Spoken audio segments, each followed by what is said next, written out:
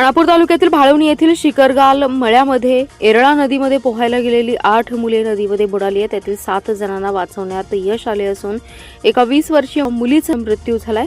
फिरदोस जाकीर शिकलगार असं या मुलीचं नाव असून तिचं मूळ गाव कोरेगाव आहे, तर ती मुंबई येथे राहत होती.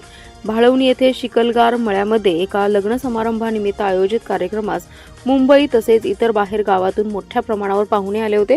येथील शिवतेज मंगल कार्यालयामध्ये कार्यक्रम सुरू असताना काही जण एरळा नदीमध्ये पोहण्यासाठी गेले होते. त्यामध्ये 17 ते 18 लहान मुले आणि मुली होती. त्याचबरोबर त्यांच्याबरोबर त्यांचे पालक सुद्धा होते.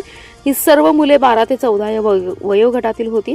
मुले पाण्यामध्ये खेळत असताना त्यांचे पालक नदी काठावर पाहत उभा होते, परंतु पाण्याचा अंदाज न आल्याने काही मुले पाण्याच्या खोल प्रवाहामध्ये गेली. त्याचवेळी त्यांना वाचवण्यासाठी काही मुले धावली.